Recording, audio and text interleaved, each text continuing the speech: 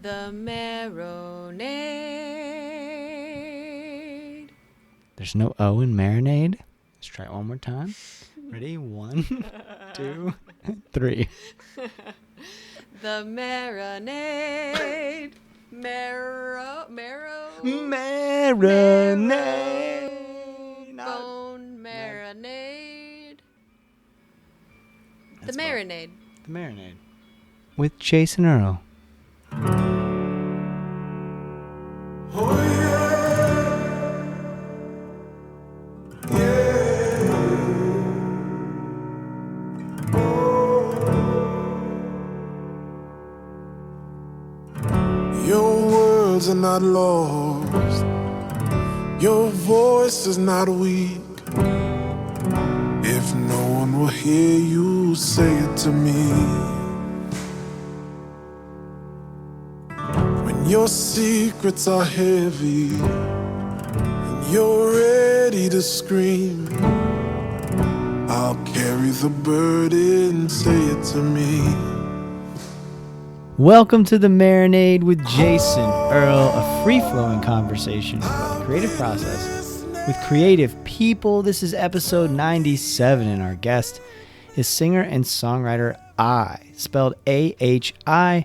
I writes beautiful, personal songs like those on his forthcoming third record, Prospect. I've had the pleasure of listening to this album for weeks now, and I keep going back for its richness and humanity. You can give the album a listen and get your own copy on November 5th, 2021. This episode is special. It's our first in the Americanafest 2021 series for the Marinade. I was fortunate to travel to Nashville, Tennessee for a weekend in September.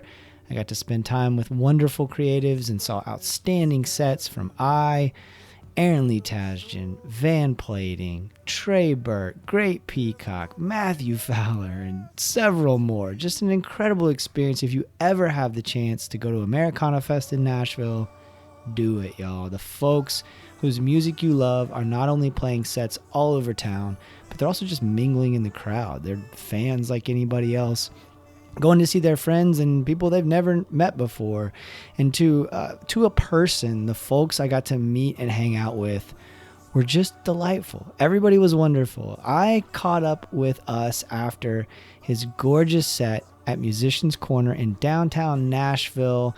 Langhorne Slim was about to go on, and so we suggested to record backstage for AHI's convenience, but he's a pro and a hell of a nice guy who was mindful of the sound quality for this interview. So he was gracious enough to come back to the Airbnb I was sharing with Van Plating, her guitar player Josh Davis, and her husband Jack. And so we had this nice kind of a comfortable space to talk, which I think made a huge difference in the conversation. I was a delight, and this is such a pleasure. I'm really excited for y'all to hear this conversation and also his record Prospect. Everyone, my conversation with singer and songwriter AHI. Yeah, you kind of got to be careful with the chords. They kind of like pop, pop, pop, pop, pop if you move too much. So if you just kind of hold still, it should be a little bit better. And word. And it's Check. Yeah, there you go. Check. What? I'll be probably at this level, so. That's perfect right there. Okay. No. No, thanks. Do your thing, all right. Do your thing. Same with you. No, don't even pop. Don't worry, man. Don't worry. If I can come after, okay. I'm done. My set's like 45 minutes. Well, come down. I'll buy you a drink. I don't drink, okay? But I'll come down. I'll buy you a club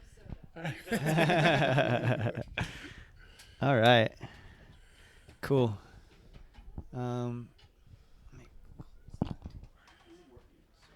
be quick. I'm just gonna snap a couple more. I just need to get my that other lens was a little bit too tight. All right. Thanks for doing this, man. Thank you, man. This is such a pleasure. I just got to see you play at Americanafest. I just got to see you play the most beautiful set. And I'm going to throw out my notes for the most part because you told so many cool stories All and right. said so many wonderful I things. want to see some of your notes, Yeah, right? you can see my notes. All right. So like, because most of this is sort of like what I already had, and then all of a sudden I'm circling things and there's arrows, Oh, and dude. this is kind of what I was writing while you were playing. Okay. And then this also All is right, what I was all right. writing. I'm while gonna you were trust your playing. lead. So Well, I think there were so many cool things that happened, but I want to start with the thing that I'm interested in about to start off is like the journey for you backpacking, right. taking off, and like what the impetus was for it, and then what lessons you learned along the way about you and about your creative process. Right. So I grew up in a very like religious household. You know what I mean? Father very strict, very religious, and I think at the point when I started traveling, it was like I had a lot of spiritual questions, a lot of questions about who I am, what my purpose in this life is. So I think backpacking kind of put me in a space where I was able to really get to know myself by myself. So I found myself in the middle of Ethiopia, no accommodation, had a couple numbers, no accommodations, nothing. And I think what happened to me at that time is my intuition, my instinct, my paranoia was just heightened. And paranoia, I say that in a good way. Paranoia, a lot of people think that's like a negative thing, but for me, paranoia is like when you're just aware of everything. You know what I mean? So those kind of things kind of helped me learn how to connect to people, learn how to read people. I was already good at reading people, but I feel like it just went to another level where I can just see someone and I get the sense of the humanity behind this person. What's, you know what I mean? The goodness behind this person. So all my songs, if it's a character based song, or if it's me as the narrator in the song, or if it's just a true story about my life, I try to go to the humanity of everything. I try to find that kernel, that simple kernel that we're all gonna connect to. You know what I mean? And I try to keep my songs very simple. They're not heavy. Some of them are heavy, I guess, but they're not like deep songs. Right? Well, I think that's one thing you do masterfully is that they are heavy in a way, in the sense that like they're exploring heavier themes, but in a way that's very accessible. Right. Like you find yourself singing along. I mean, Cold as Fire isn't exactly like not a heavy concept. That's a pretty heavy. There's a lot of heavy stuff there, but I'm just like, I'm kind of singing along, right? I'm grooving. So I think that's a special thing that a lot of songwriters want to try to strive for, that you capture so well, is you're able to take these very human things that can be really fucking heavy, and you make them so simple. Who did that better than anybody? Bob Marley. Right. And I think the moment I realized that he had a song, Jammin', right? Jammin' in the name of the Lord. That's what he says in the song, right? Most people don't realize he's talking about, or like One Love is like a religious apocalyptic song. Yeah. You know what I mean? Like, so when I realized about Bob Marley, I was like, this guy's making people dance to like apocalypse music. Like, and like, you know what I mean? Like, through the apocalypse. Right. Like, as it was in the beginning, so shall it be. That's like religious apocalypse undertone. You know what I mean? Like, so growing up, like my mother's Jamaican, and like that was a very central theme in Jamaican music. Like it's all about dancing. I mean, my music is not all danceable. You know what I mean? Right. That particular song is. Yeah. And I gotta give credit to Paul Mayberry for that. You know what I mean? Like, who produced your produced most recent, your forthcoming record? Yeah. So he produced a record, and he was like, he really wanted to give it this tropical sound, and I was really like, not sure I want to go down the tropical route, but it felt tasteful, it felt respectful, and we had a compromise, like a good compromise, where I was like, okay, give me this, just give me the first verse acoustically, and then he's a drummer as well, and then you can do what you want on the drums, right? And then it was like, when we both heard it, we're like, okay, and that's his favorite song on the record. But yeah, that song, it's like, I knew it was gonna be my most like up-tempo, pop sounding song. It's not a pop song right now, but like I knew it was gonna be the most commercial sounding song. I guess that's because it's the way I wrote it. It felt that way, right? How comfortable? So you mentioned like not being totally comfortable with it at first. You kind of with the tropical sound. Right. Is that because of your where your mother's from, and you were like didn't want to? That's a complex thing in a way, but I'll try to keep it simple. We get complex here, by the way, so we get in the weeds. In my career, I've been I've been judged because of how I looked, right? So I made a record called Indie Soul. It's an EP, my second EP, right? And I sent it to an indie label, one of our biggest indie labels in Canada. And they didn't even listen to the record. I was recommended to send it into a specific person, email to them. I sent it to them, and the guy said back to me, "We don't do that kind of music," right? And I responded to him. I said, "Do you do like? Would you do Michael Kiwanuka or Cold Specs or like? Do you know Cold Specs? I don't know. Close She's a enough. Canadian artist. But like, would you do these type of artists who are all kind of folk indie kind of sounding stuff?" And I guess he saw the outfit, the look, the skin tone. Yeah. Saw indie soul, but ignored the indie part and just assumed it was like a R&B record or hip hop record, right? And he apologized immediately. I don't think he was being racist necessarily. I just think we sometimes just operate in the way we understand things. You know what I mean? So at that point, I've always tried to like disconnect myself from urban anything. You know what I mean? I want to be recognized as a songwriter. You know what I mean? I want to be recognized as a singer-songwriter. I don't want to be associated with hip-hop or urban stuff. Like, I want to be just recognized for my songwriting and my voice, right? So Paul in the studio, I told him that, you know what I mean? And he's like, man, he's an Australian guy, right?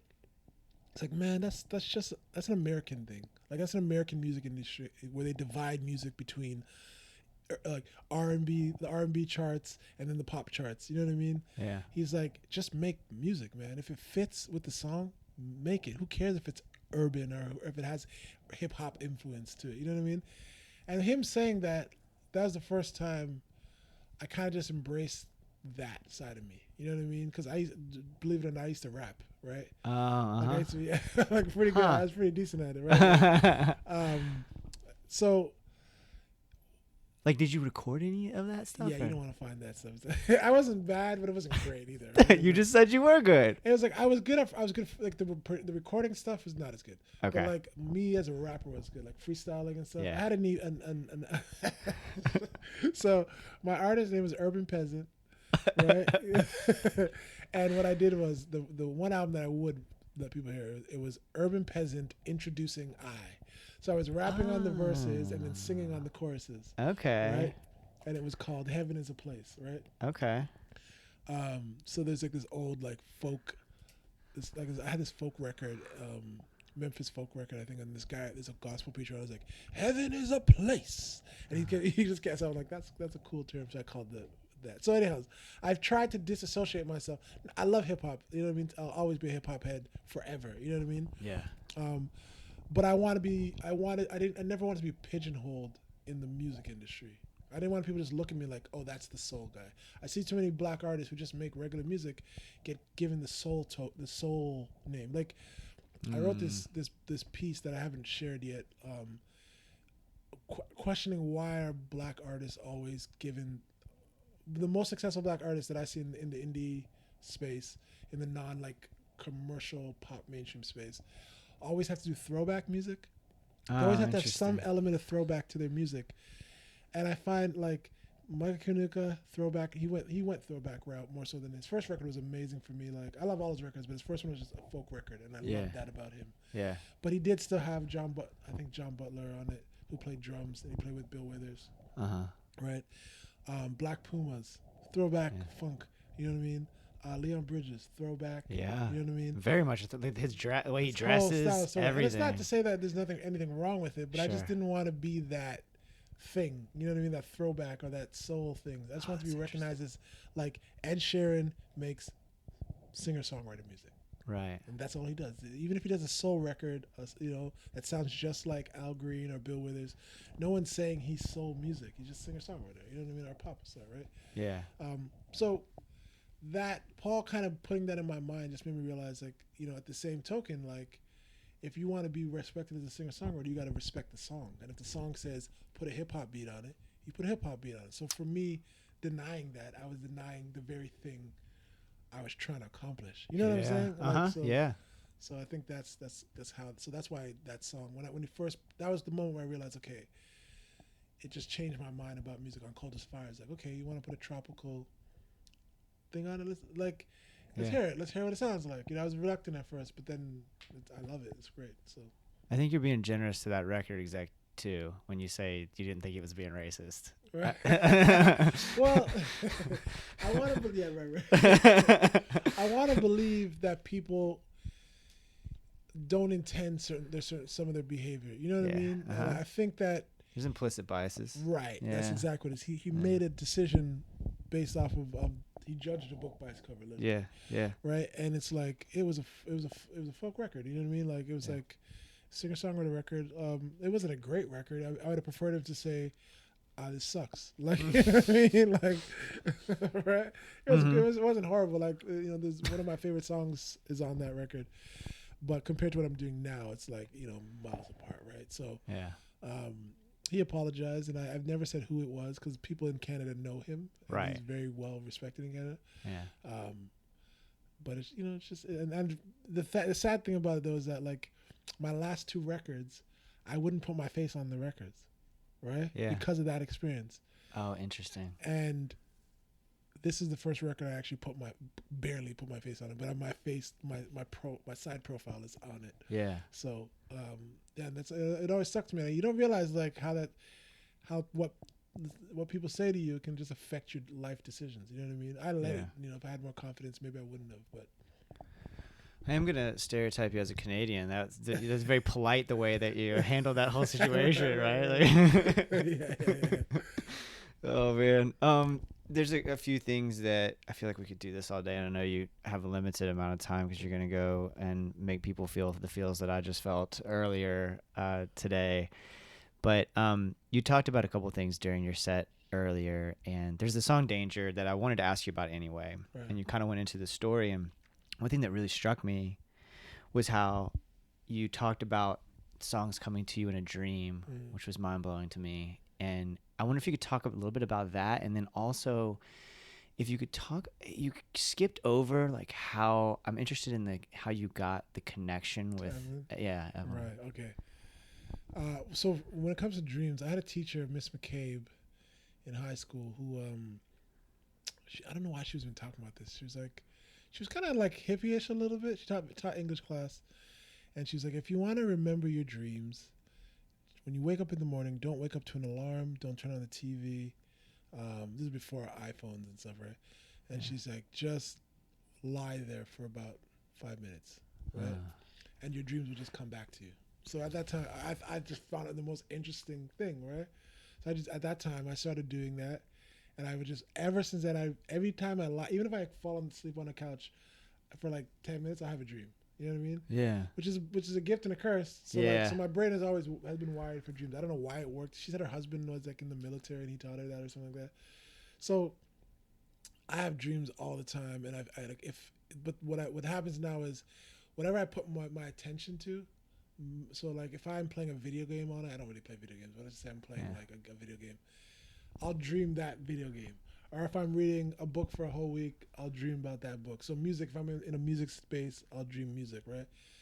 So I think we all do it. I just don't think we all remember that we're doing it. You know what I mean? And the more you do it, the more you refine your muscles, I guess if you want to say, to be able to like filter what's important, like what dreams are important, what song. So like it can come to me anyway. Like one time I had a dream of like Sting was in my dream singing a song, you know what I mean? And then I woke up and wrote what he sang. You know what I mean? Oh, wow. And it's like it's wild. Do you think you owe him royalties for that? I didn't release the song yet. Okay.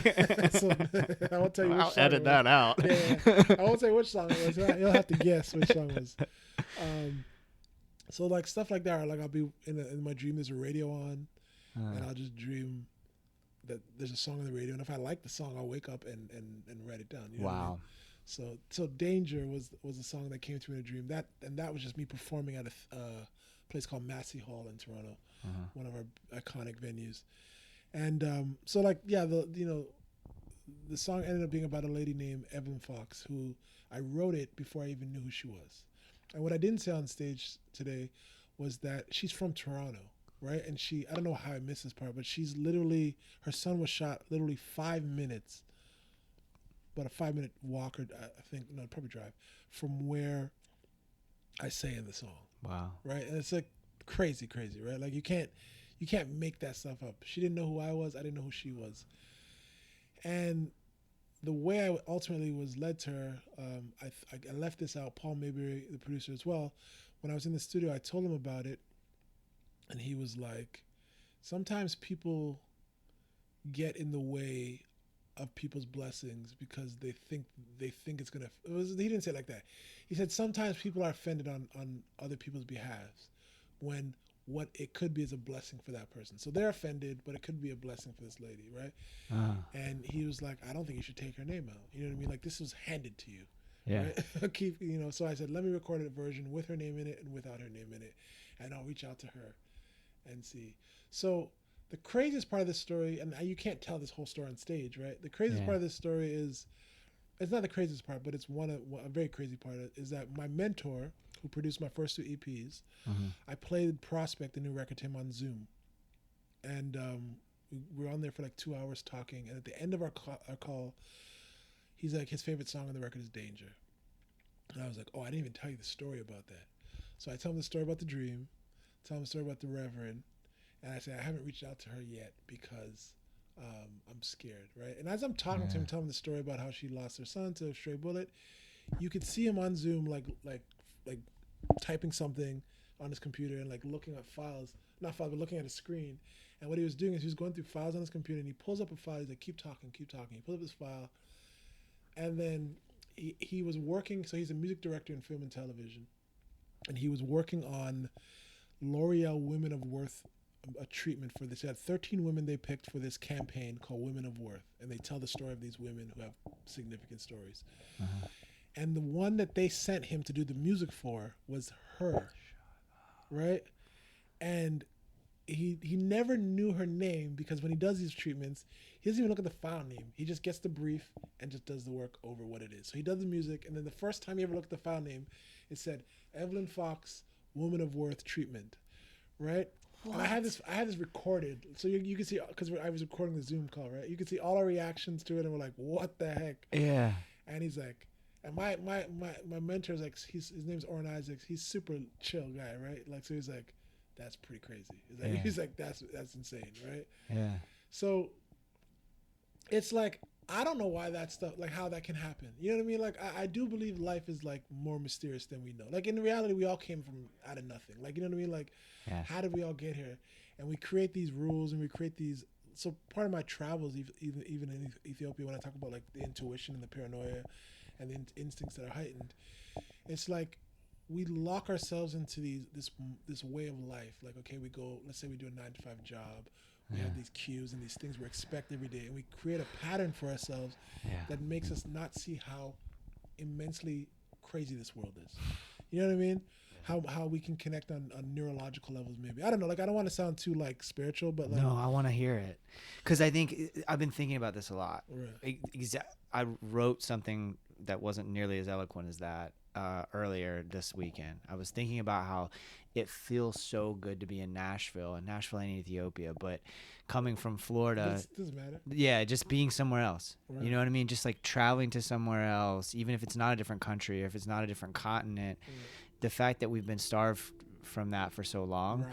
like when I got here, they were all out, right? So I'm staying with Van Plating, and she was out when they were having dinner and stuff and going to shows, and I didn't have my pass yet, so I couldn't get anywhere. So just by myself in Nashville, which I've been to, but not for years. And I just put boots on the ground, and I just started walking around, you know, and just kind of taking in the smells and sights, and tried to find a bite to eat. And I realized like how much I miss being a visitor, because I was so high. Everything was so heightened. I felt so in touch, you know. And so I'm curious about that with you, with the spiritual aspect. You talk about God a lot in your music. Right. You grew up, you know, in a religious household, and so I'm curious about like with something like what you just described.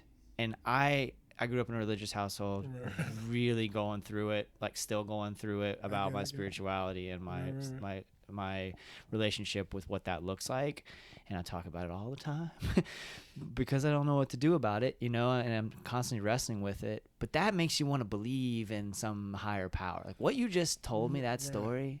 I feel like it's kind of the same thing I was saying. Like, we're creatures at the end of the day. Like we're animals at the end of the day. Like, you know what I mean? Like when you look at the squirrel outside, like they're just running around living in that state of paranoia, that state of awareness constantly. You know what I mean? Yeah. And if if they're caught slipping, some raccoon or some fox or something's just gonna eat them. You know what I mean? Like that's their whole life. So we are social creatures. We are. I believe we're like connected organisms. So I feel like what for me, and I'm gonna have a lot of fans that are gonna be mad at me for saying this, but I often find that church can sap that spirituality out of us. You know, that organic feeling out of us. That dogma can sap that out of us because for whatever reason people want security, people want comfort, so we create textbook laws, we create these things that give us, which are great, they can be great too obviously, that give us those comforts, and then we die by those comforts, like this is the way, you know what I mean? But being in Ethiopia, the way I looked at it was like it's just me and God, like, you know what I mean? I could have died on that road so many times, you know what I mean? Like on that trip someone could have beat me up, mugged me, you know what I mean? Like, but you have to be in that heightened state just to know who to trust, to know if someone's kind, has kind eyes. You get one life, you know what I mean? Yeah. But if you believe that, you know, if you believe in eternity, or if you believe that you're going to be here forever, then everything you do is going to be marked in your forever. You know what I'm saying? So there's a weird part of me that's like, you can, how do I say this? Nothing can go wrong if your life is forever. You know what I'm saying? Yeah. And if your life isn't forever, then nothing can go wrong.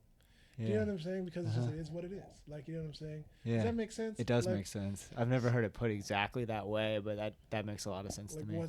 So what's there to worry about? So I want people to feel that spirituality from my music, but I don't want to preach at them. I hate preaching at people. You know what I mean? Because it's more, what I was looking for in Ethiopia is the feeling, is the excitement in your heart, that the quickening of your spirit, as they say, right? You know what I mean? Like, I didn't want the textbook. I didn't want to hear my, you know, no disrespect to my dad. My dad's a great guy.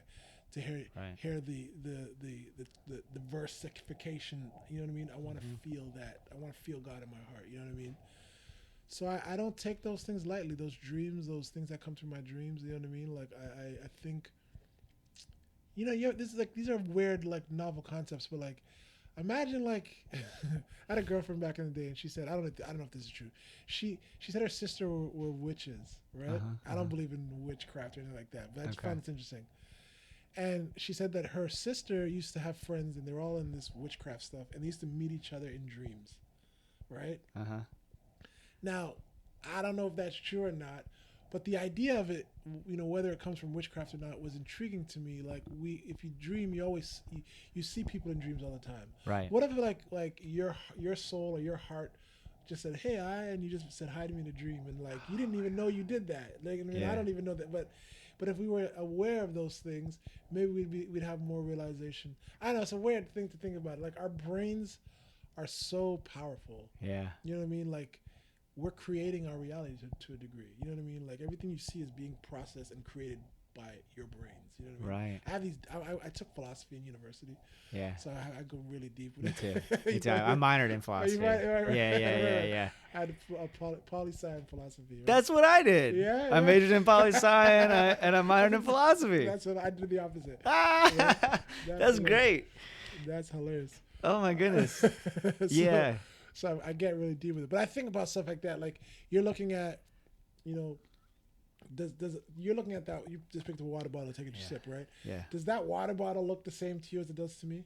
Of course not. No. Right. And how different does it look, right? We only identify it because of our association to it. You know what I'm saying? It's 4 feet tall and green. Right. Isn't that? My drummer is actually, he can't see greens. He's colorblind. Interesting. He can't see Yeah. greens. So one day he came and he was like matching, but he thought he was picking gray, and he was wearing all green.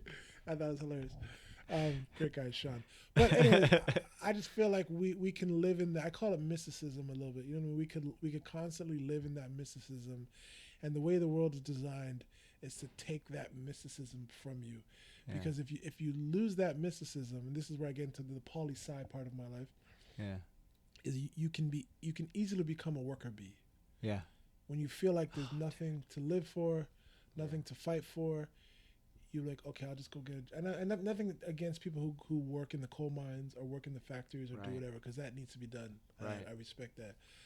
But I think that a lot of us, there's a new generation coming that we don't want to be anybody's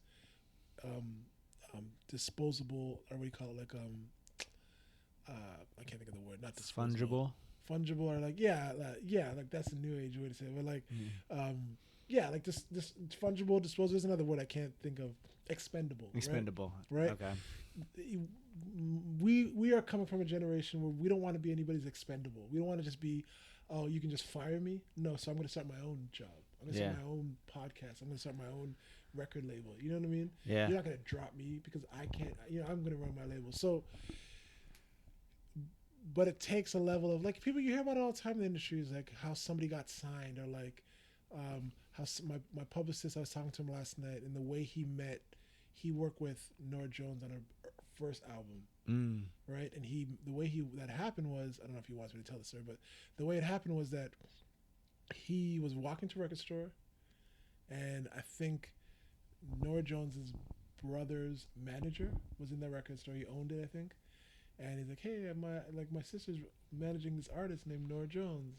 You should check her out. And he was trying to get his feet wet at his company, so he needed an artist that was for him, and he was able to be her publicist, and the rest is like history, right? Yeah. And I say to him, like, you were at that record store at that time for that reason. Yeah. You know what I mean? You could look at it as just a coincidence. Yeah. But like you helped make Nora Jones. You know what I mean? Yeah. That's one in a million thing that you did. You know what I mean? Yeah. And maybe you would have been in a different record store at a different time and met someone else who would have introduced you to Nora. Who knows? Or maybe it would have never happened. So those little things are part of the mysticism to me. You know what I mean? Yeah. Just how we process them, how you internalize them, and then how you tell the story after too. It helps out. You know what I mean? Well, it's and you got to be receptive to it too. I think that's the other thing, right? It's like I was even thinking about yesterday and today. For me, today I've been very receptive to whatever is supposed to happen. I've been receptive, whereas yesterday was my first full day here at the festival, and so I hadn't settled in yet. And I had a great day. I mean, we had so much fun. I saw so much great music, like 2 wonderful podcast conversations in this very same room, like just a great day. But today I was reflecting. I was sitting there watching you, and I had just come from watching Bendigo Fletcher, and they put on this show that just got into me, just grabbed a hold of me. And then you did the same thing, and I was just like almost emotionally spent, but also my well was being filled up, at the same time. And I was just thinking, like, I'm more open today. Right. I'm more receptive to whatever it is I'm supposed to do. Right. I'm not thinking about something else. I'm right here, right now. Present, right. Yeah. And I think some of that, you have to be in that place too to walk into the record store and end up with Nora Jones. Because because he could have went there and just been like, I don't want to hear, because he didn't know who Nora Jones was at the time. Yeah. And if you're not, that's a big part of it, openness. Yeah. Right. I think that's an elegant way to put it. Like, if you're eloquent, sorry, I say elegant on time. I like elegant too, though. I think they both work. My wife's in my head, so like it's not elegant. Openness is everything. Yeah. Right. So when I say paranoia, when I use the word paranoia in that sense, that opens you up. You know what I mean? Because it opens your eyes up. Like, just think about it. Paranoia, you're like, whoa. Like, so that I use the word paranoia in a weird way, but like that openness is everything. If you're not open, if you're closed, you're not going to let that in. You know what I mean? You're not going to let someone can be just screaming at you, hey, I got a great job for you. It's going to change your life. And if you're not open to hearing that, you're just going to be you're crazy. Stop yelling at me. You know what I mean? Yeah. I think openness is life. It's everything. And obviously you got to protect yourself, because you can be so open that people take advantage of you, or that you think everything's something special and it's not. Yeah. But it's a tough balance too. I like that whole ethos that you kind of outlined, or that I'm at least putting together that you've outlined, of like,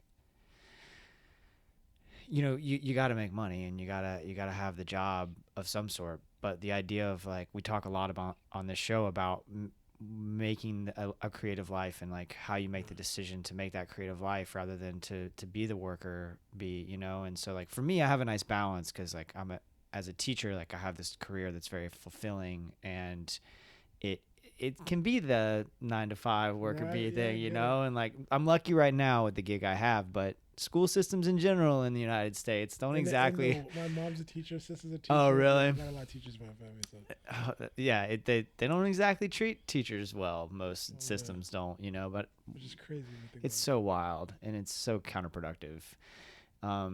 But my current job doesn't do that. They treat me really well. But anyway, my point being, like, this kind of work, you know, getting to talk with artists who I respect, and then also writing about it, and Right. and then occasionally dabbling in photography with it. That kind of work is by nature forcing me to be more open. Right. I couldn't do this well if I wasn't more open, Right. you know? Whereas within the system, but I've created this, you know, like this is Right. my thing. Like Absolutely. it's not within somebody else's system. It's just whatever I need, and it absolutely. nourishes that, right? And if people like it, then they come to it. And if they don't need to. Whereas with my day job and most day jobs, you don't have that same openness and freeness because the structures don't allow It's for hard to. It's extremely hard to. I used to work in schools as well. Huh. I think every teacher should be a millionaire. it. You know, I feel like shouldn't. No teacher should have to go to school worried about anything financially, because your responsibility is to put the future in the future. You know what I mean? So like, that I can go on a whole tangent on that, but I think like it's nobody's fault. It's just the way we build things. Yeah. You know what I mean? Yeah, Like, that's an interesting way to think about it. It's just it's like they just build structures, institutions, then we get comfortable. Like the gift and curse of humans is that we're creatures of patterns and habits. You know what I mean? Yeah. If I work out for 3 days, on the 4th day I feel great. If I don't work out for 3 days, on the 4th day I feel horrible. Yeah. You know what I mean? I just get used to it. You know what I mean? So Yeah. like, that's just how it works. So if we build a school, or we build, I used to work in schools. I wasn't a teacher. I did after school stuff, and I saw like the death of the school institutions. Like I think I was right at the end where things were like, you saw there was a potential still, but then like the way the teachers were being forced to interact with the students, you weren't allowed to be personal. You weren't allowed to like really like have a human connection with these children. I worked in low income areas. Yeah. And I just remember like it just was draining me, and I was like, I don't want to do this anymore. Like, you know, even to the point where I was tutoring children, and the parents were ruining the experience. You know what I mean? Yeah. It's a weird, you know, I homeschool my children. I got, Oh, really? I have 4 of them at homeschool. Partly because my daughter was like doing very well academically early on. Like at the age of 3, she was like reading. Yeah. You know what I mean? And like, so I was just like, let's keep doing it. Let's see how far this goes. But at the same time, being homeschooling my children, they need structure. Yeah. You know what I mean? If you don't give them structure, it's just chaos, right? So Yeah. it's like there's a balance. You know what I mean? How do you balance? Well, I want to be respectful of your time, first of Right, all. right. So it's 6:30. Do you need to go, or? Oh, how far is it? Let's go like 5 more minutes. Okay, Yeah. cool. How do you balance being a touring musician, right? And your wife's your manager, Right. right? And so, and homeschooling kids. Right. Like, do you have structures of your own in place, scheduling structures or something? When it comes to how they learn, it's very fluid because, you know, my daughter's 11, the younger ones are 7, 5, and 2. So the 2-year-old Okay. just does whatever he wants. Yeah. 5-year-old, he's learning to write and read a little bit. Yeah. 7-year-old's like reading and learning to like read novels, right? Cool. So they have workbooks that they use, and they have like from that. Well, so we still use a lot of the workbooks from schools. Like, Yeah. so we register as a homeschool with what we call the TDSB in Canada.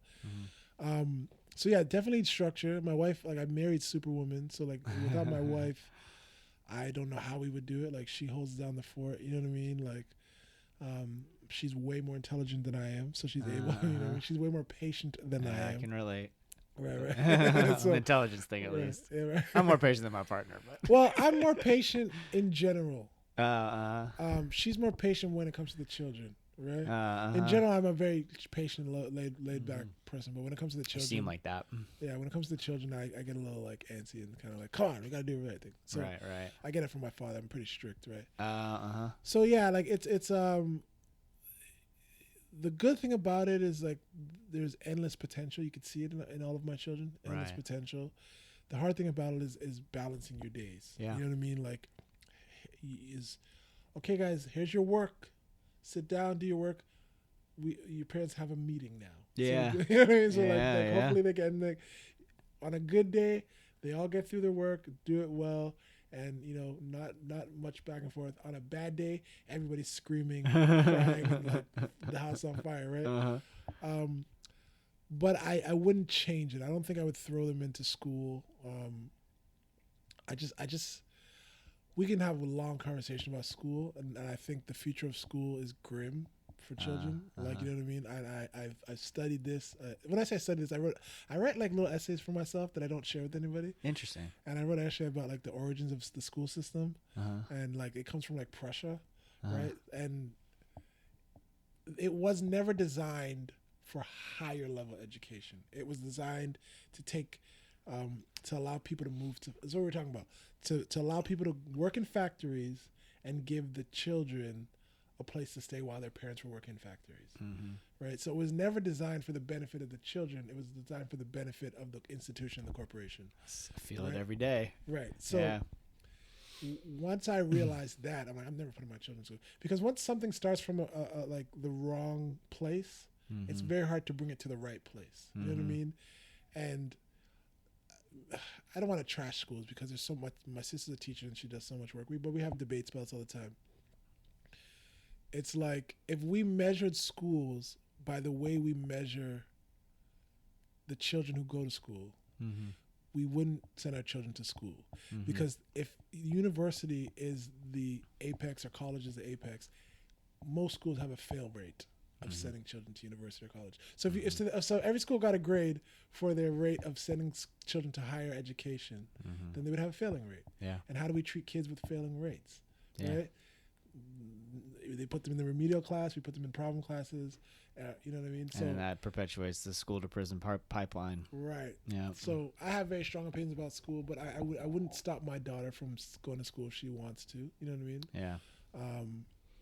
We've had these conversations, and but With your daughter, yeah. daughter, Yeah, she's yeah. very mature, so she can handle it. I think she gets like we used to live by a school, like right beside the school, so they hear the school bell every day. So she'd be like, "What's going on there?" She'd hear the children yelling yeah. for recess.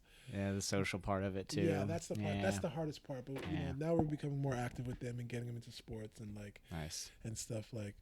So it's like I don't want to trash schools or say they're not good. You know what I mean? But I think that one thing I will say, when COVID hit, my children didn't have a hard time adjusting. Do you know what I mean? Where I saw other children that were like suffering because Yeah. they couldn't adjust to the new way of things. You know That's what I mean? interesting. Yeah. Yeah. Anyhow, that's. I know we could do a whole other that has nothing to podcast do with on my that. album, Well, but- I do want to let you go, but we end. If you could just quickly end Any other on question? Yeah, for sure.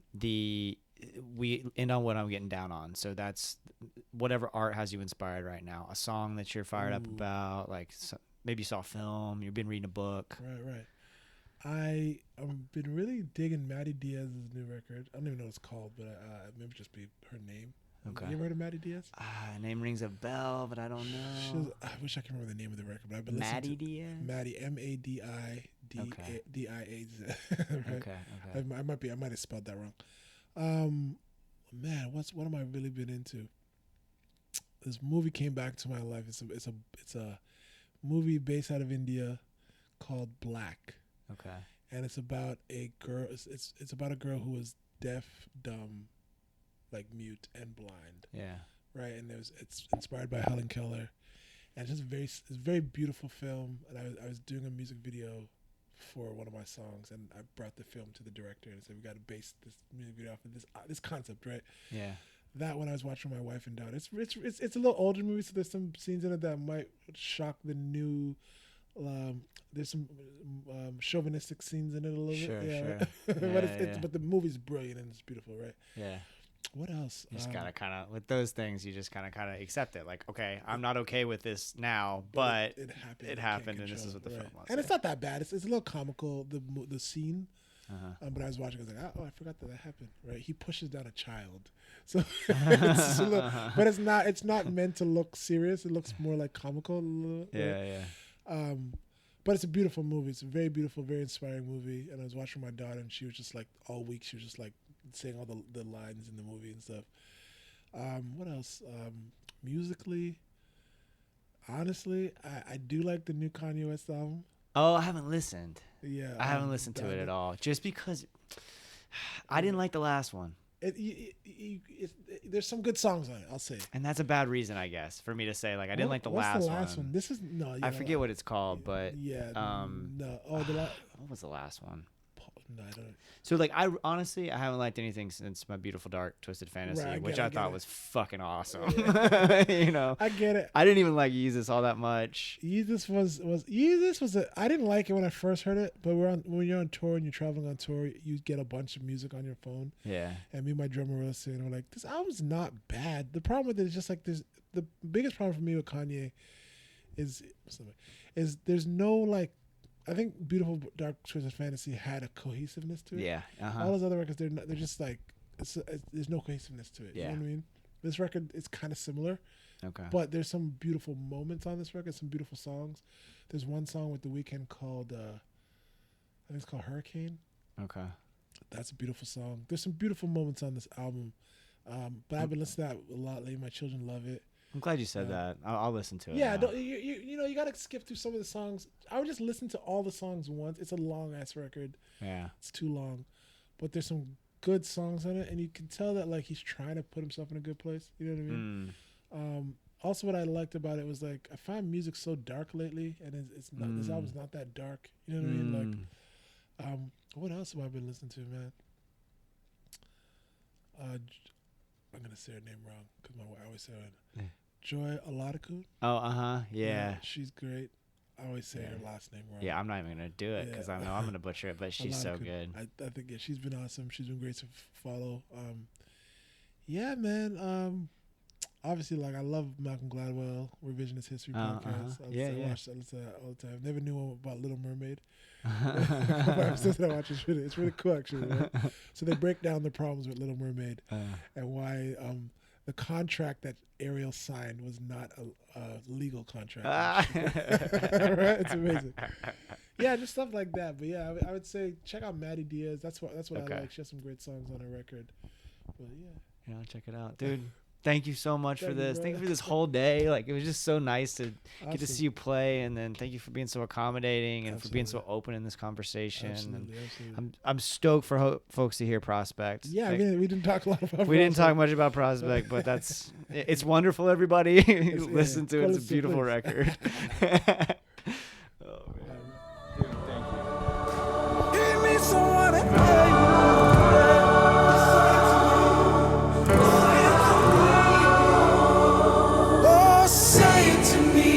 Hi, y'all. Thank you so much. Thank all of you for listening. That's AHImusic.com for all things The song you are hearing in this episode is Say It To Me from his forthcoming gorgeous record, Prospect. This was so much fun, y'all, and such a pleasure. A huge debt of gratitude to Van Plating for inviting me to stay at the Airbnb with her guitar player, Josh, and her husband, Jack. I got to know some wonderful people this weekend, and I'm just so grateful for all of those opportunities. It was incredible to have a space to record like we did. This living room that was in this Airbnb, I got to speak with Ryan Anderson of Bendigo Fletcher. That's a forthcoming episode. And their set at Americanafest was incredible as well. I got to speak with Jeremy Albino. His set was incredible, and I got to speak with him in that same space. It was just a special, special weekend, and I'm really, really grateful for these opportunities. MarinadePodcast.com for all things the Marinade, y'all. I've got written pieces over there, photography, an online store, and more. Follow us on Instagram and Twitter. Subscribe and give us a 5-star rating on your podcast app. Tell a friend about the show. These are all free ways to support the Marinade. That the sharing with a friend is just, it makes such a difference. So if you like what we're doing, tell somebody about it. If you really like what we're doing, please consider joining our Patreon community, patreon.com/Marinade Podcast, where for just a few bucks a month, you can gain access to Patreon exclusive content like our show Jason's Journey, where I talk about the moments that shape my creative life and provide a window into the process of making the Marinade, as well as the What I'm Getting Down On segment that used to be in this space, but now is a written piece about the art that is inspiring me at the moment over on Patreon. Sometimes we get together for Patreon happy hours and just hang out. We just go on Zoom and just talk about life. On a recent episode of Jason's Journey, I actually gave our patrons a behind-the-scenes look at my Americanafest experience. And I told stories about rooming with those incredible musicians and meeting all these wonderful people. So if you can join us, come on over there. It's a good time. If not, above all, just thank you so much for listening and spreading the word about the Marinade. All right, y'all, it's time for our review under 2, where I review a work of art that has me fired up in under 2 minutes. For this episode, I'm doing my very first review under 2 of a novel, and the novel is Razorblade Tears by S.A. Cosby. So many of life's important conversations are now reduced to shouting at the opposition. If only we all had S.A. Cosby's filters to pass through our complicated thoughts. Put through the prism of Cosby's able pen, the nuance of really difficult situations can exist, and the big issues can face reckoning. The characters in S.A. Cosby's novel Razorblade Tears come to a place of understanding. Not by shouting about how they're right and others are wrong, they get to a place of compassion, remorse, and recognition by rolling up their sleeves and getting dirty. Ike, Buddy Lee, and the rest of the ensemble come to life through Cosby's command of dialogue. The two fathers, Ike and Buddy Lee, are the stars of the show, and they have a lot to say to each other. They are ostensible opposites who have a lot more in common than they realize at the outset of the story. Ike is a black man, Buddy Lee is white. Ike runs a successful business, Buddy Lee is barely holding whatever he has left together. We get to know them through trips to bars and flower shops, through long drives and mornings at the breakfast table, none of which are particularly conventional. They get to know each other by talking about the gravity of the situation in which they find themselves and the consequences of their actions. Despite their differences, the two men share a quest for vengeance stemming from the brutal murder of their sons, who were a married couple. Neither father was very good at their jobs while the boys were still alive, which is both a function of their own prejudice and the fact that each man found himself in trouble with the law for violent reasons. They are united by a desire to do right this time, to find out who killed their boys and why. While the fathers dominate the story, every character is treated as a crucial piece of the puzzle. We learn about their insecurities, their strengths. We get to understand their motivations. Ike and Buddy Lee develop into heroes, but the line between hero and villain in this crime thriller remains thin until the end. The demarcation happens as a result of the choices each character makes. Cosby's villains are evil not only because they're bigots, but because they are bigots who are unwilling to change. And that's what separates Ike and Buddy Lee.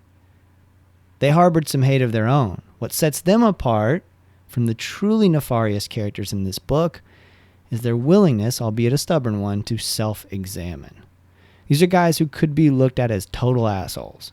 A pair of ex-cons, both homophobes when we meet them, but forced into action by a system that has left them behind. The two men become friends who help transform each other. In Razorblade Tears, there's a hope that people can change. There's an opportunity for redemption, even for middle-aged folks who've had life knock them down with its best combinations. That's my review under 2 for Razorblade Tears by S.A. Cosby. Y'all, I can't say enough about this book. Thank all of y'all so much for listening. Until next time, go out and create something. Cheers, y'all.